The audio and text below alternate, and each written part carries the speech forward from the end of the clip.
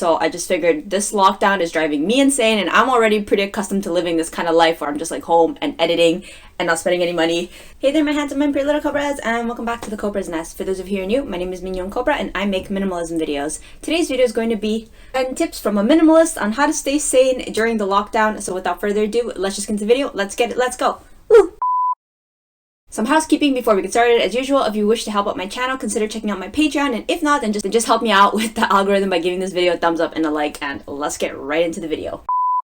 I'm making this video because as a minimalist, I got a lot of great tips and tricks on things to do that doesn't involve spending money and going to the mall, because right now we can't do any of that. There's actually a lot that we can't do right now. So I just figured this lockdown is driving me insane, and I'm already pretty accustomed to living this kind of life where I'm just like home and editing and not spending any money, not seeing friends. So who better to give you guys advice on how to stay sane, because like even I'm going crazy, and this is the stuff that I've been using to like keep my mind together and not kill Will.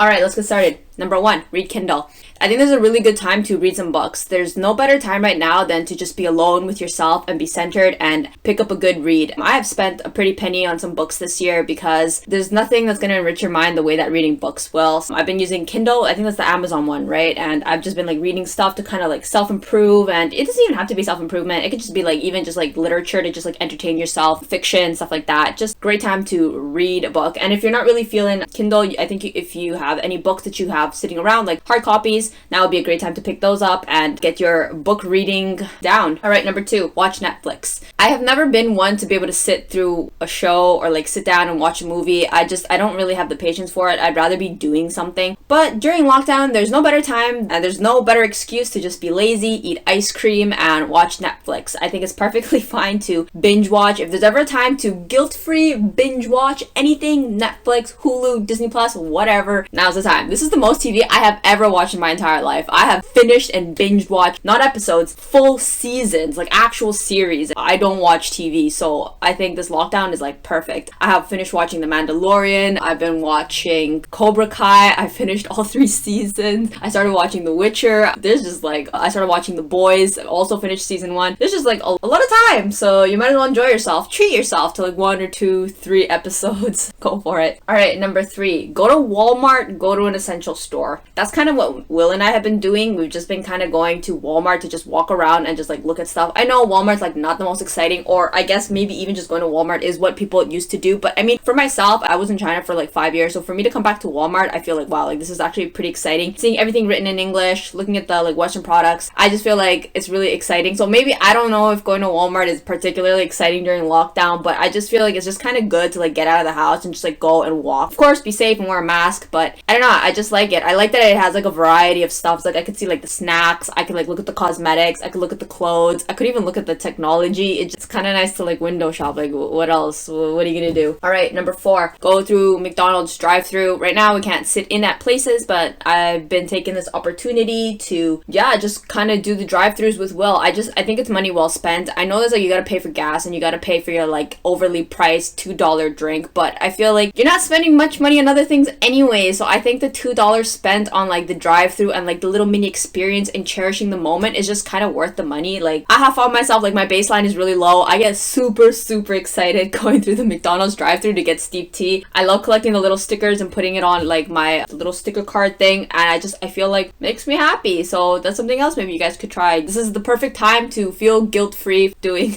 drive-thrus. Alright, number 5, make tea. Sometimes I feel kind of idle when I'm sitting around, or I'm kind of tired of like video editing or filming or cleaning or watching TV. Sometimes I just want to get up and like do a little some. What I recommend is making tea, because I don't know, maybe you can't really make coffee. I don't know, do people drink coffee at night or like in the evening? But sometimes just like the act of getting up and like making something, so it's just like relaxing. So I like make tea, and I think that's like something you could do. You could make yourself 1 pot or 2 pots, you know, a la British. Just make yourself a pot of tea. I don't know, a cup of tea, what do they call it? I'm not the right person to be asking, but making some tea will definitely help add a little flair and coziness to this time at home.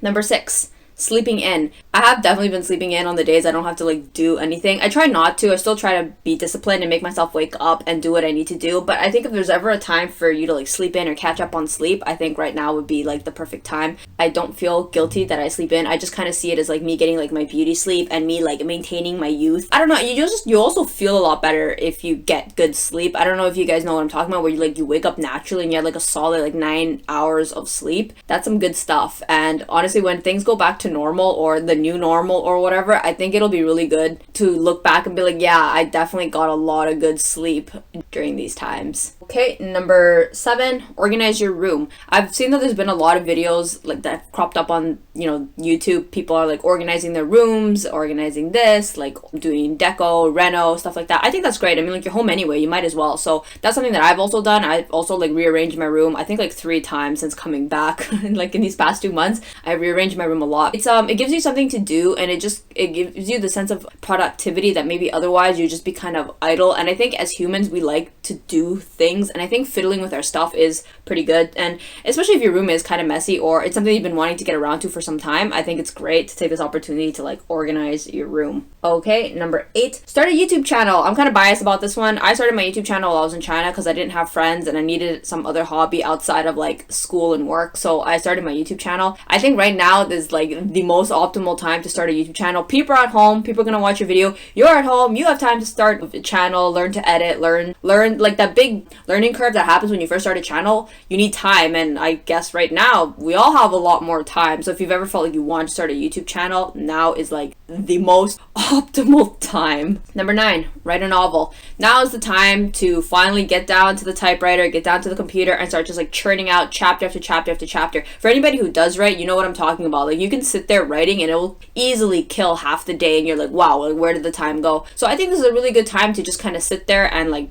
churn out that novel you've always wanted to. It might not be perfect at first, but at least you might create like a rough draft or like the first copy, and that might be the beginning of something beautiful. Why not take this opportunity to pursue those dreams if writing a novel was something that you always wanted to start? Number 10, learn a new hobby. I don't know how much of learning a hobby can happen during these times. I mean, like, a lot's restricted, but I mean, in terms of maybe there's a hobby that you've kind of always wanted to start and you have the time now, or you have the resources to do it since you're a bit more idle. I think like now is like the perfect time to start that new hobby. I can't really think of any new hobbies that I've particularly picked up, but I've definitely quit a lot of like my Zen and a lot of my minimalism during these times because I feel really idle and bored, and so I've actually rekindled a lot of my old hobbies to just kind of like fill the void. And I think it's perfectly fine. We all go through these phases, like before I used to be really busy with like work and like school, but right now I'm just doing internship, and because of COVID things are like really slow, so I have a lot more time at home, so I've kind of like rekindled a lot more hobbies. I've definitely been like going on Instagram a lot more. I've definitely been playing a lot more with my makeup, just doing my nails. If you guys can see, I did my nails. I'm very anti nail polish, but these are special circumstances, so I've like rekindled, I guess, being like more like dolled up,